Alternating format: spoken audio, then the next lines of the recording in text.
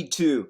Yes, the very exciting sequel to the hit 2015 movie Creed, which had been directed by Ryan Coogler, starring Michael B. Jordan as Adonis Creed, and Sylvester Stallone as Rocky Balboa. Yes. So, Creed, if you haven't seen that movie, go see it. Creed, I've done a review on it with some spoilers. Creed is one of my favorite all-time movies. Definitely an 11 out of 1 to 10. And it's just a great, great, great movie. So when I heard there was going to be a sequel for Creed, I was excited, but also a little worried too, because I'm excited to see a follow-up movie to this character that we've been introduced to, but I also don't want to see it stray away from the magic, the heart and soul of the Creed movie and the previous Rocky saga. So Creed 2 is technically the 8th movie in the Rocky saga, but the sequel to Creed. What's also interesting to this movie, it also serves as an indirect sequel to 1985's Rocky 4. Rocky 4 is the film you may recall where we were introduced to Ivan Drago from Russia, portrayed by actor Dolph Lundgren. And Ivan Drago and Apollo Creed, Adonis Creed's father, had an exhibition match in Las Vegas where Ivan Drago tragically killed Apollo Creed in the ring. Rocky then would challenge him, and there would be a big fight in Russia. Rocky came out the victor, and that's how Rocky 4 ended. So this is an indirect sequel because now we're seeing in this movie what happened to Ivan Drago 30-something years later, which is pretty cool. So before I go into this review, there is going to be some spoilers because I really want to get in and dissect these characters and the storyline as well. So if you haven't seen Creed 2, stop watching now. Go and see Creed 2. It's a fantastic movie. I really highly recommend it. And then come back and watch my review. So let's get into Creed 2. So as we know in Creed, Rocky Balboa, living on his own. His wife Adrian obviously passed away long ago. His best friend Paulie passed on. His son Robert had moved on and moved to Vancouver, British Columbia, Canada, where I'm from, so that's kind of cool, with his girlfriend. And he's truly living on his own when he runs into Adonis Creed, and they develop a really good relationship, and he trains Adonis Creed. In that movie, Adonis Creed helped Rocky out because Rocky was battling cancer, which was a really hardcore storyline in that movie. In Creed 2, it takes place 3 years after Creed, and Rocky Balboa essentially is in remission for the cancer, so that's good. So we see where it's picked up. It also picks up the relationship he developed with Bianca. So, you know, he's really serious about her now, and their relationship has really prospered too. We also see young Adonis Creed rising up through the ranks. We're at the point he's going to go for the title, the heavyweight champion of the world title, and he's actually going to fight the original fighter from the original Creed, Danny Stuntman Wheeler, portrayed by real-life boxer Andre Ward. Now, in that movie Creed, you might recall, they had a fight in the local boxing arena, basically for the keys of his Mustang. So Adonis Creed lost the fight, lost the keys to his Mustang. So not only is he fighting for the championship of the world, he's also trying to get back his Mustang. At the same time, we're introduced to Ivan Drago 30 years later. Now, he's being expelled from Russia. He's living in the Ukraine. He has an adult son by the name of Viktor Drago. And I'm going to get right into these characters here because Viktor Drago is portrayed by Florian Munteanu, who's a real-life boxer, real-life fighter, and he is large and he is menacing. He does a fantastic job in this movie as Viktor Drago's son. We also soon discover that Ludmila Drago, his ex-wife, who's featured in Rocky 4, portrayed by Bridget Nielsen, they're divorced. She's living the good life in Russia. Meanwhile, he's being expelled with his son in the Ukraine. So they're living very poorly, you can see. But Viktor Drago is rising up the ranks himself in the Ukraine in boxing matches where he basically just destroys the opponents in the ring. So that's pretty cool. The one thing I'm going to say about Creed 2 is this is one of the first movies I've seen in a boxing movie where you really get to understand what you call the villains, and you feel for them. So they have a backstory. You never had that in Rocky 4 with Ivan Drago. This time you explore Ivan Drago, you explore Viktor Drago's background, and you actually feel for them. So you could root for either side. It's kind of cool that way. I really like that. It's very original. So you're not just seeing them as cardboard bad guys like in Rocky 4 where you saw Ivan Drago. You didn't have any backstory. You just thought he was just big, menacing Russian. You actually feel for these characters in this movie. So what happens is we have a unscrupulous promoter portrayed by actor Russell Hornsby. He plays Buddy Marcel, who realizes this is Viktor Drago rising up the ranks. Meanwhile, we've got newly crowned champion Adonis Creed in the United States. Wouldn't that be cool if we pitted the son of Ivan Drago against the son of the late Apollo Creed in a boxing match? So that's his main incentive to get this fight going. But we also see the relationship with Rocky develop too here, where he's visiting his gravesite of Adrian's. He misses his son. They have an estrangement, which was explained in the original Creed. His adult son, who now has a grandson that he's never met, and they live in Vancouver, BC, Canada. And he's really struggling. He's nervous. He doesn't know how to get back into Robert's life. He's, after all his years, because he knew Robert wanted to kind of separate from the Rocky shadow that he spun and have his own life. So there's a real struggle there, and you feel for him. There's a real touching moment at the gravesite of Adrian where he's discussing this to Adrian. And, it pulls at your heartstrings for sure. So what happens here is we're also introduced to returning characters here. We're introduced to Tony Littleduke, who was in the previous Creed. Now, Tony Littleduke is the son of the original Duke, who would be portrayed by Tony Burton, who was the original trainer of Apollo Creed, and then later on with Rocky. And in Creed, we're introduced to him because now he runs the Delphi Academy, the boxing gym, the home of Apollo Creed. So we're introduced to him, and he'll come into the story later on more and more. But and we see Marianne Creed, Felicia Rashad. They've got a pretty good relationship in this movie. It's pretty strong. She's kind of the guiding light for him as well, young Adonis Creed. A real touching moment I found in this movie was Adonis Creed was very nervous about proposing marriage to Bianca, and he was asking Rocky for advice, and it's a pretty touching moment.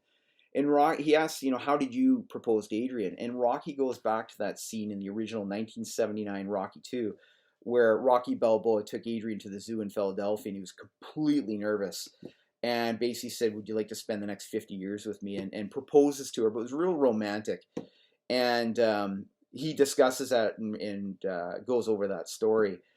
And then he says some stuff like, she was the most important thing that ever happened to me, the best thing that ever happened to me. And you really feel for Rocky, and you can see him choking up in this moment. And Adonis actually cares about Rocky and says, are you okay? So I thought that was a pretty touching moment. There's also some really good storylines in this movie. So what happens is Bianca's pregnant, and they're going to have a baby at some point. And we get, Russell Hornsby arrives with the big challenge, Viktor Drago versus Adonis Creed. And both characters, Adonis and Rocky, don't even know this is coming. Adonis finds out in a restaurant while the TV's on that this is going on. And Rocky actually is walking to his restaurant, Adrian's. And one of his employees tells him there's somebody waiting for you, some big guy in here. And Ivan Drago and Rocky meet for the first time in 30 years. And it is a cool moment. I think I held my breath watching this. It was pretty cool. Where they sit down and discuss life. And, Ivan Drago looks at all the pictures, memorabilia in Rocky's restaurant and says, there's no pictures of me. And Rocky says, yeah, there's no pictures of that. Because that was a tragic incident with Apollo Creed. And that was a brutal fight that actually changed Rocky's life too at the end of it. So they sit down and basically, Ivan Drago says he lost everything that night that he lost in 1985. And Rocky says, look, that was like a million years ago. And Ivan says it was like yesterday to me. So you see there's a real hatred still with these two characters. And then he basically says, I have a son that's a fighter, and my son will break your boy. And that's a cool line because he would say, I must break you in Rocky IV to Rocky. So that was cool. And then you actually see Viktor Drago walk in the restaurant as they both stand up facing each other, Rocky and Ivan. And Rocky looks at this menacing character. And then, of course, Adonis now is, being tempted to accept this challenge. And Rocky and him have a very emotional meeting where he goes to Rocky's house to ask him to fight. And basically, Rocky says, look, you've got a lot to lose. This guy has nothing to lose. And when a fighter has nothing to lose, they become dangerous. And, Adonis says, I'm dangerous. And then Adonis basically realizes, you don't think I can win. And this is kind of a throwback to Rocky III, because the same thing with Mickey. Mickey didn't want Rocky fighting Clubber Lang. And we get that feel for this as well. So at the end of the day, Rocky says, I can't train you. I'm not willing to do that. Look what happened to your mother when Apollo died. I don't want to see this happen again. So they go their separate ways. We then flash forward a little while later. Adonis is now seeking out help from original Tony Littleduke to train him for this fight. And we see the training montage, and we see a very overconfident Adonis, which reminds me of the Rocky from Rocky III, who's overconfident as well, and he lost in Rocky III. So there is a brutal, brutal fight in California. between Adonis Creed and Viktor Drago, and it is brutal. It is just a beatdown, essentially. Reminds me a lot like Clubber Lang and Ivan Drago put together, and literally just destroys Adonis. So the aftermath, we're dealing with the aftermath of that. We've got Rocky on one side of the country, Adonis on the other. He's completely depressed, lost the will to fight. He's still actually the champion in the world. I won't get into that spoiler, but he's still actually the champion, but nobody thinks he is. And he is almost afraid to even go to the boxing gym now. His morale is just dipped right down, which we've seen in previous Rocky movies too. So how do you get that character back up again? And what's really cool is Marianne Creed realizes Rocky is really a good thing in Adonis's life, and she actually reaches out to Rocky and sends him a really cool photograph. I won't spoil that. And it basically says, look, he still needs you. And then we see Rocky travel all the way out to California. By train, he'll say, because he got to see like everything go by, and it was actually a pretty cool experience for him. And he meets up with Adonis, and they have a pretty emotional talk. And Rocky explains the mistakes he's made in his life, that he's embarrassed that he's never met his grandson. He feels horrible. He's scared. He admits that. And that, Adonis can have a good life. He can be a better man. He doesn't need to make the same mistakes that Rocky made, or even his father Apollo made. So there's a pretty emotional conversation there. And then we find out, Bianca's going to give birth, and Rocky accompanies him, not just as a mentor or coach, but as a good friend and a father figure for him. And we see that develop. And I like the line where Rocky says, "Today is the best day of your entire life," which refers to him when his son Robert was born. So we discover the baby's born with a disability. And again, this is another stumbling block for Adonis. And Rocky basically, again, these lines that Rocky delivers are just fantastic, like Yoda, Mr. Miyagi lines. And essentially says, you shouldn't feel sorry for her because she won't feel sorry for herself. And when you think about that, yeah, that makes a lot of sense. So let's get into it. Eventually, we know that there's going to be a big fight. There's got to be a rematch because Adonis can't live like this. And him and Rocky come together, and Rocky agrees. Okay, we'll do it. It's got to be in Russia, though, but we're training my way. So Adonis assumes what? Philadelphia, here, wherever. No, Rocky has a brand new strategy. So they go to the middle of nowhere in the desert. And I will say right now, the training starts off very realistic. And actually, before the training starts, Adonis says, "This looks like hell." And Rocky says, "Since you're going back to hell, you might as well get used to it." The training is brutal, where we see Adonis, vomiting during the training. It's so intense. And there's old school tactics thrown in here. This is an off the map place. It's where fighters come back to rebuild themselves. And literally junkyard dogs, pit bulls are there. It's insane. There's one cool scene in it, which I like, because he realizes Viktor Drago is so big and menacing that he has to reach on Adonis. The only way Adonis can possibly win is if they're toe-to-toe the entire fight. So Rocky puts an old tire down in the middle of this ring, has Adonis put one foot in, has the other opponent he's training with put his foot in, and he says, "Can't take your feet out. This is how you're going to fight. It's got to be toe-to-toe." So I thought that was pretty ingenious. The training sequences, the music is insane. But we also shoot off to Viktor Drago and Ivan Drago training. And it's cool to see Ivan Drago in the ring. He doesn't have the stamina he used to, but he's definitely there for Viktor. And you actually feel for these characters. You get to actually like Viktor and Ivan, and you feel bad if they lose. So, you've got feelings for both sets of characters here. The training montage is the best of the best. It reminded me of the training montage in a more professional way of Rocky IV, Rocky III. Like, truly, they threw everything into this training montage. They're throwing everything in the kitchen sink into it, and it paid off. I really enjoyed this training montage. It was hardcore. You see him rising up again, getting his confidence back. And then we're in Moscow, Russia. And everybody's cheering for Viktor Drago, and everyone's booing for Adonis Creed.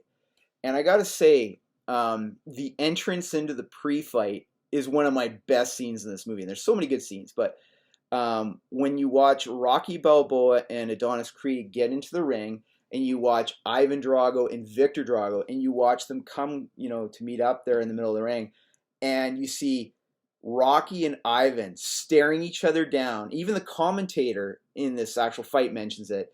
They're staring each other down after 30 years.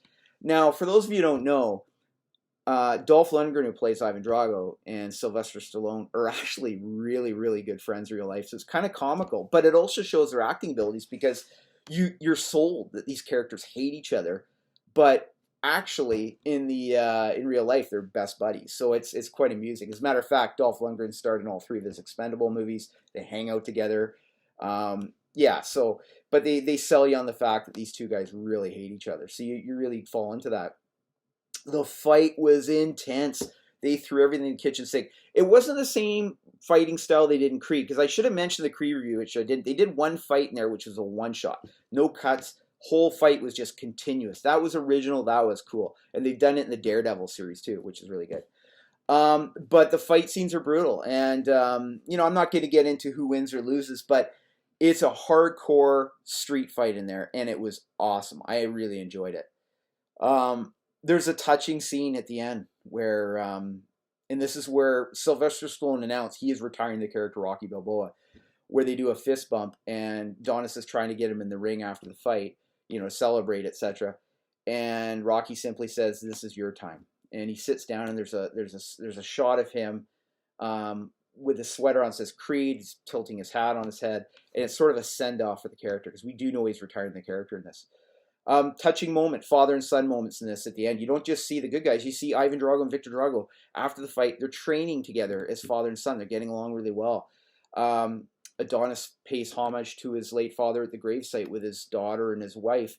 But here's the moment. They hid this from us, and it brought tears to my eyes when I saw the ending. Didn't expect it. Kind of assumed through rumors it was happening.